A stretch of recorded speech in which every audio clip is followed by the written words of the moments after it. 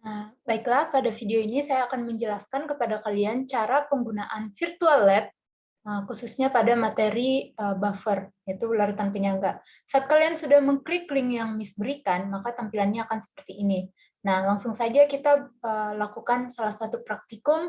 Misalnya kita akan melakukan praktikum pembuatan larutan penyangga secara langsung, dan juga bagaimana dia saat ditambahkan asam, dan bagaimana saat dia ditambahkan basa. Nah, pertama-tama kita kenali dulu virtual lab ini.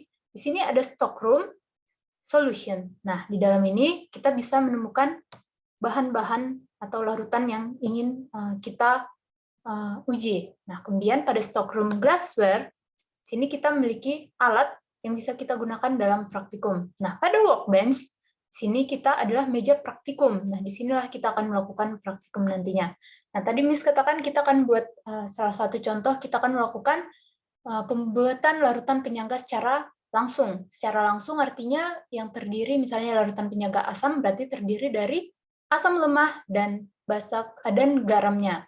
Yang di dalam garamnya ada basa konjugasinya.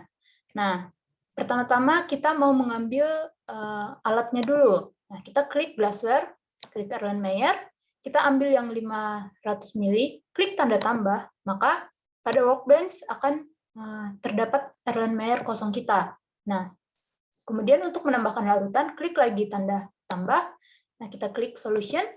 Nah, tadi kita ingin mengambil asam lemah. Ini kita ambil CH3COH. Nah, kita udah ada CH3COH di sini. Kemudian bahannya tadi lagi garam. Coba kita ambil garamnya, ini ada NaCH3COmin. COO, bukan COmin. Nah, kita udah punya dua bahan kita. Nah, tinggal waktunya untuk melarutkan, untuk menjadikannya larutan penyangga asam. Nah, pertama-tama untuk memasukkan bahan ini ke dalam alat kosong ini, maka kita drag larutannya sampai dia tertindih dengan alat kosong, kemudian lepas. Nah, maka akan ditampilkan seperti ini. Misal pada CH3COH kita masukkan sebanyak 80 mili. Nah, ketik langsung 80 mili di sini, kemudian pour atau enter. Nah, jika udah diketik, langsung klik tanda silang ini, kemudian sisihkan dia. Nah, kemudian kita masukkan garamnya. Kembali drag dan sampai dia tertindih. Nah, tuangkan, kita contoh ambil 50 ml garam. Kita pour. Nah, klik tanda X. Kemudian bersihkan. Nah, di sini kita sudah memiliki larutan penyangga. Untuk melihat nilai pH-nya, silahkan lihat di tabel information ini, sebelah bawah. Sebelah bawah ini kita memiliki pH 4,55. Oke, berarti kita sudah memiliki larutan penyangga sebanyak pH 4,55. Nah, karena kita akan menambahkan ini, menguji larutan penyangga kita ini dengan asam dan basa, langsung saja kita duplikasi saja larutan penyangga ini dengan cara klik kanan, duplicate. Nah, kita udah memiliki dua larutan penyangga yang sama. Salah satunya nanti kita masukkan asam, salah satunya kita masukkan basa.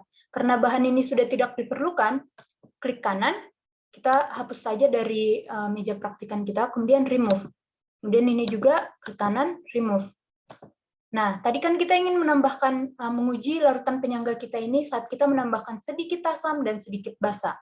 Coba kita lihat di solution, kita ambil asamnya yaitu 1 molar HCl, klik tanda tambah, dan basa yang kita tambah, kita klik lagi, yang kita pilih yang 1 molar NaOH.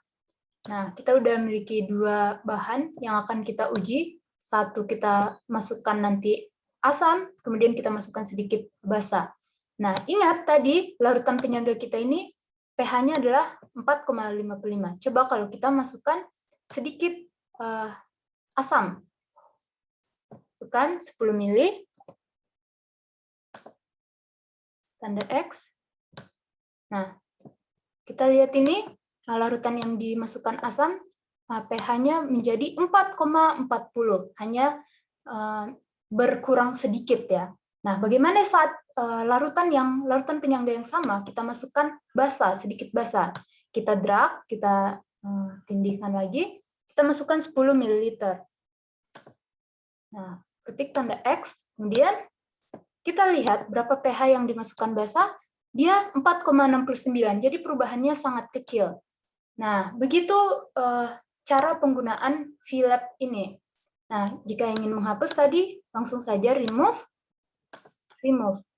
Nah, pada langkah-langkah kalian dalam melakukan percobaan sesuai dengan modul yang Miss berikan, maka silahkan screenshot setiap hasil yang kalian dapatkan atau yang kalian peroleh gitu. Jadi supaya terlihat teratur.